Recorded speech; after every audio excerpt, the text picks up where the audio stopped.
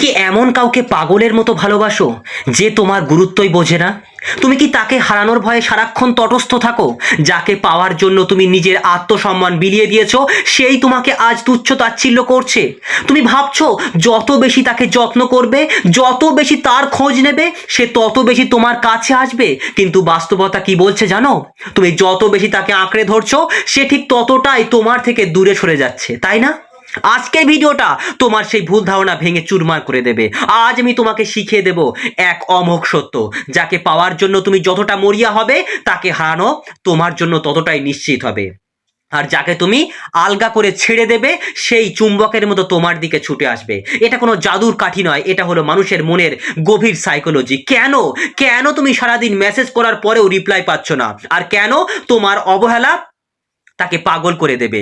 সেই রহস্যের আজ সমাধান হবে। যদি তুমি চাও যে তোমার ভালোবাসার মানুষটি তোমার জন্য অস্থির হয়ে উঠুক, তবে আজকের প্রতিটি কথা কান খুলে শোনো, কারণ আজ আমি তোমার চোখের জল মুছিয়ে তোমাকে তোমার জীবনের রাজা কিংবা রানী বানিয়ে ছাড়বো, কথা দিলাম। ভালোবাসা মানে কি নিজেকে বিলিয়ে দেওয়া? ভালোবাসা মানে কি দিনরাত কারো ফোনের জন্য অপেক্ষা করা? না বন্ধু, না, তুমি ভুল করছো। তুমি যাকে ভালোবাসা ভাবছো, সেটা আসলে তোমার আসক্তি। আর এই আসক্তি তোমার সম্পর্কের সব থেকে বড় শত্রু। তুমি কি জানো, বাজারে যখন কোনো জিনিসের যোগান অনেক বেশি হয়ে যায়, তখন তার দাম কমে যায়।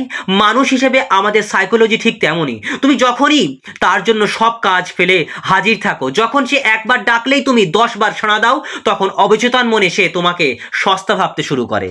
সাইকোলজি বলে মানুষের মন সেই জিনিসেরই মূল্য দেয় যা পেতে তাকে পরিশ্রম করতে হয়। তুমি তো তাকে সবকিছু থালায় সাজিয়ে দিয়ে দিয়েছো। সে জানে তুমি কোথাও যাবে না, সে জানে সে গালি দিলেও তুমি তার কাছেই ফিরে আসবে।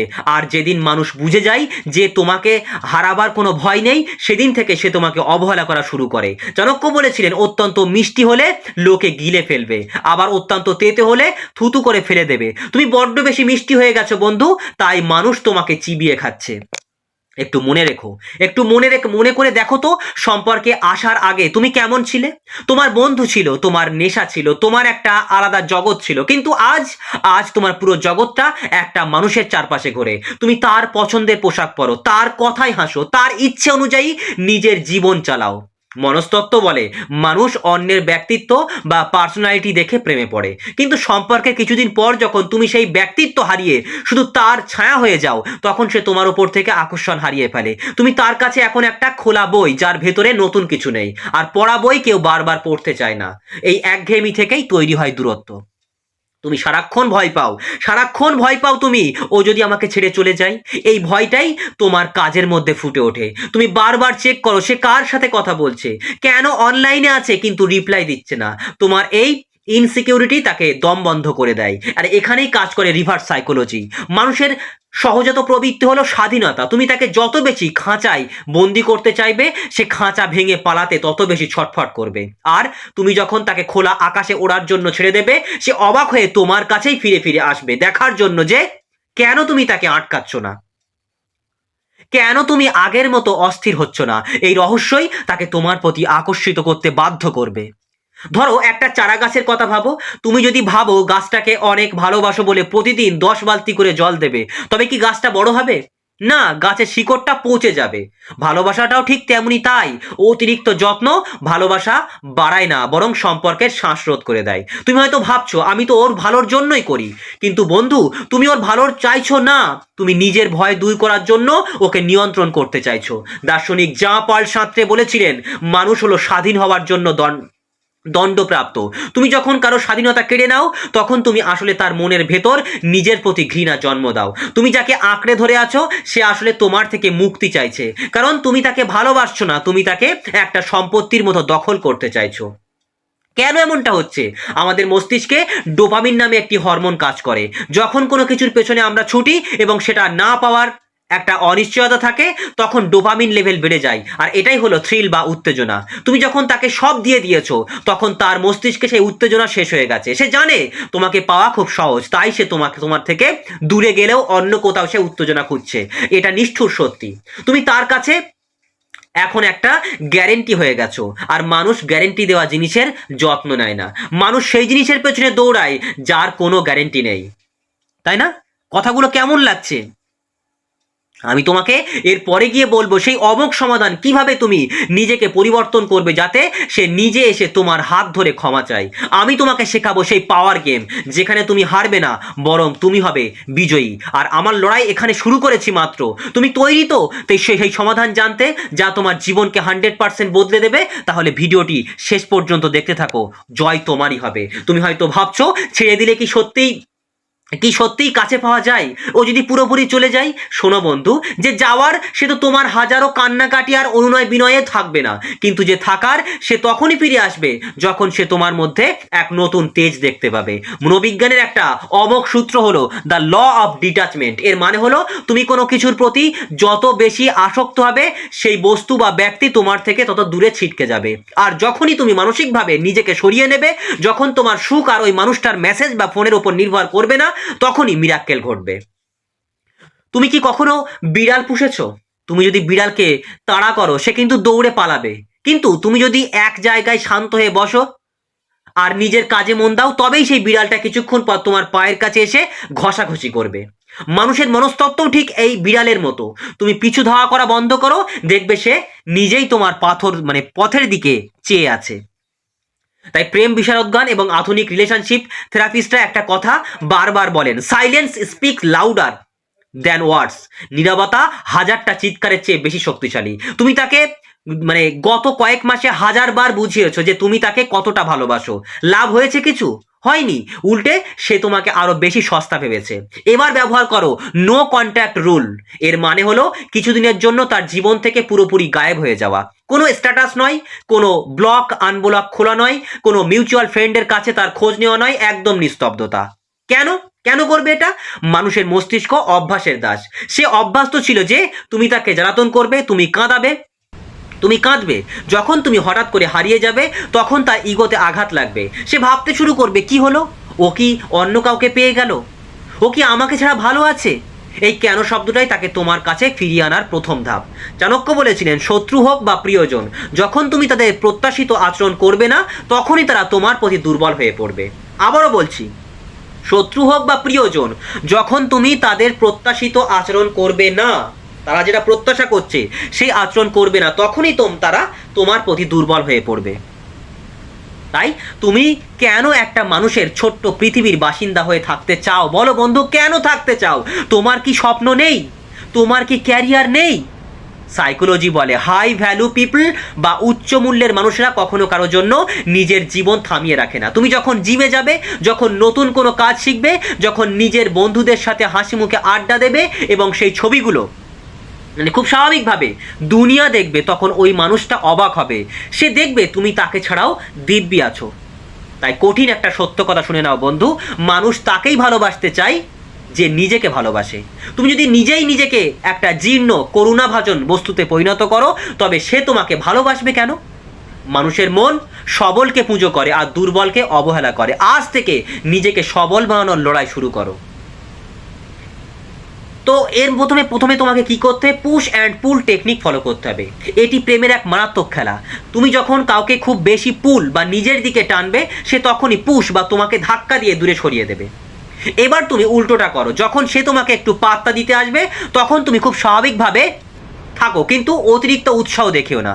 তাকে বুঝতে দাও যে তোমার জীবনে সে এখন একমাত্র নয়, বরং অন্যতম একটা অংশ মাত্র।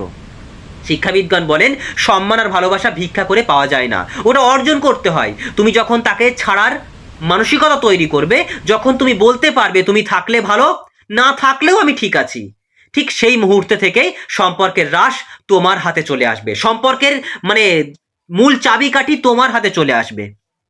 তুমি শুধু প্রেমের কথা ভাবছো, তাই না? তোমার এই কষ্টটা কি কর্মক্ষেত্রেও হচ্ছে না?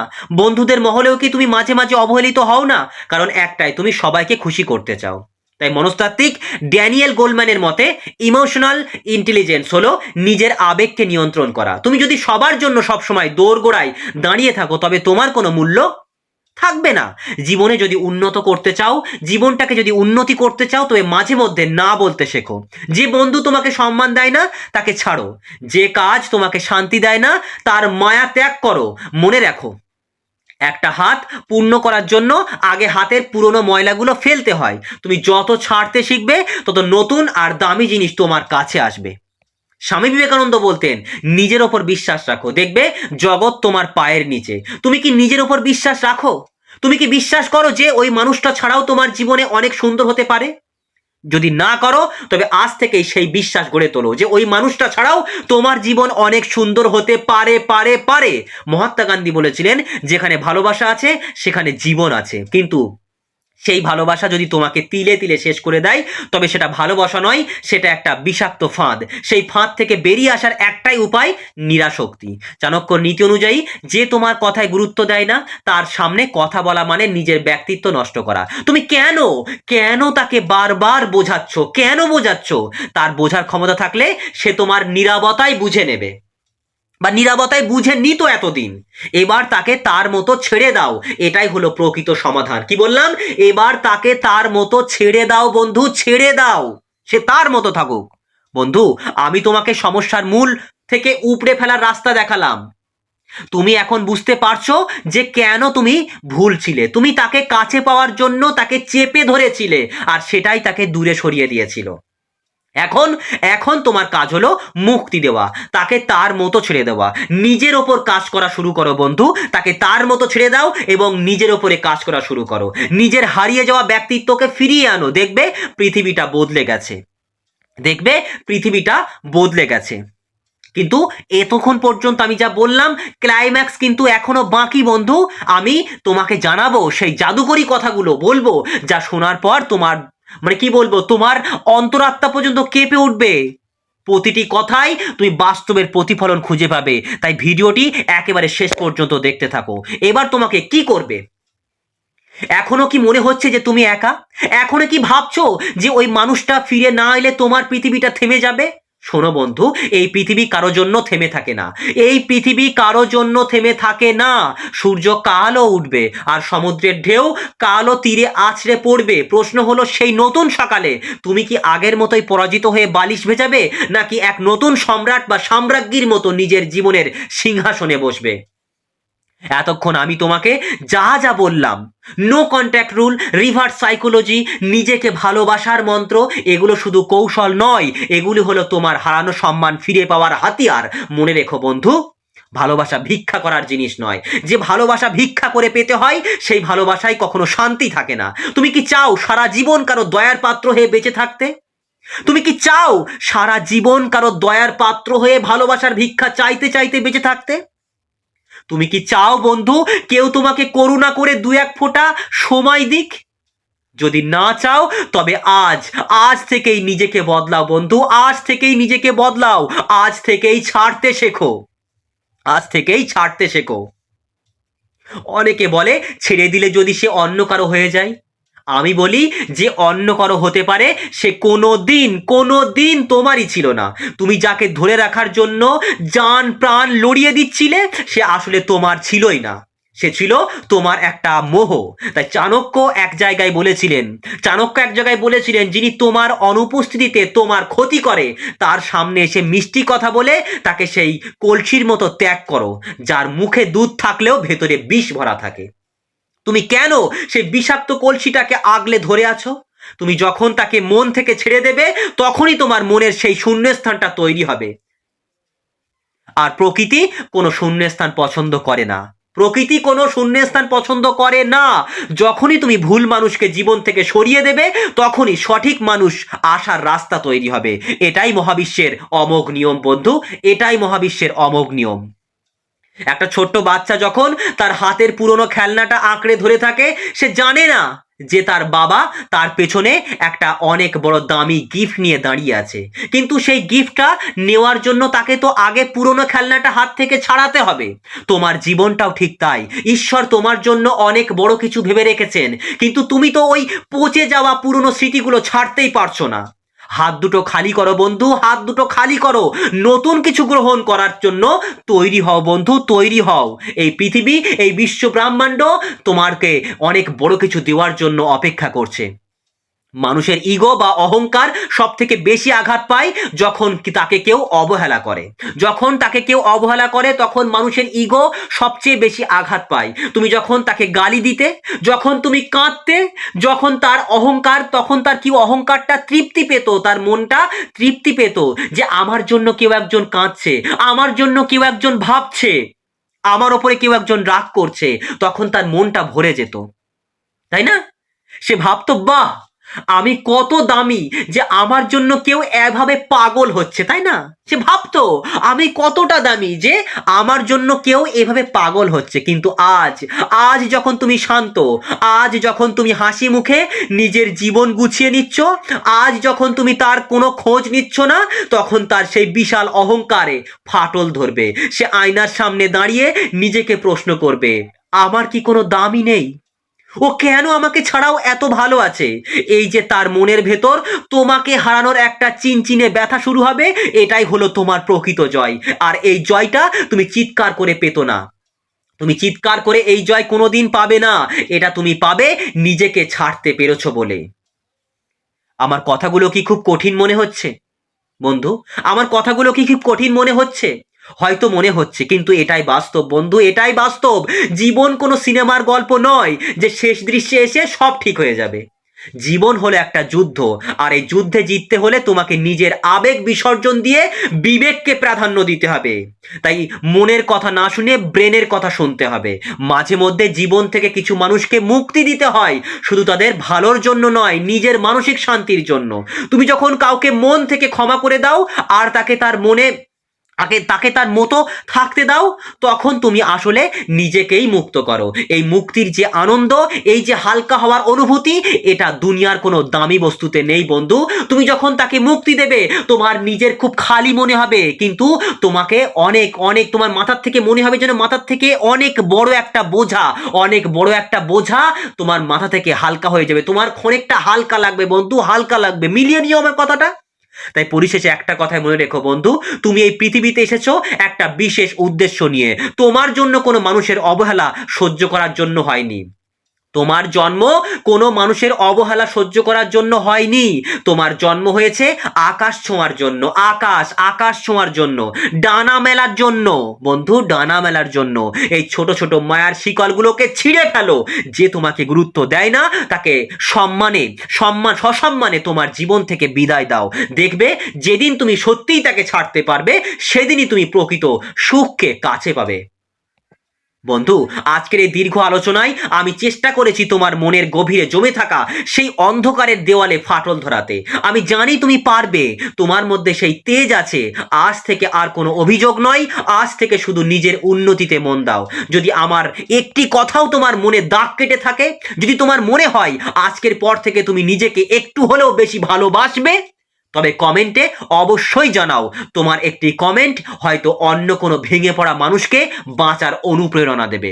ভালো থেকো বন্ধু, নিজের খেয়াল রেখো। মনে রেখো, রাত যত গভীর হয় ভোরের আলো তত কাছে আসে। তোমার জীবনের অন্ধকারও শেষ হবে, আর তুমি আবার হাসবে, নিজের জন্য, নিজের সম্মানের জন্য। বিজয় তোমারই হবে। দেখা হবে পরের অন্য কোনো ভিডিওতে, যেখানে তুমি আমাকে বলবে আমি পেরেছি বন্ধু, আমি পেরেছি। এই কমেন্ট যেন তোমাদের কাছ থেকে পাই, এই আশা রেখেই ভিডিওটি এখানেই শেষ করছি। ভালো থেকো বন্ধু, নিজেকে ভালোবেসো।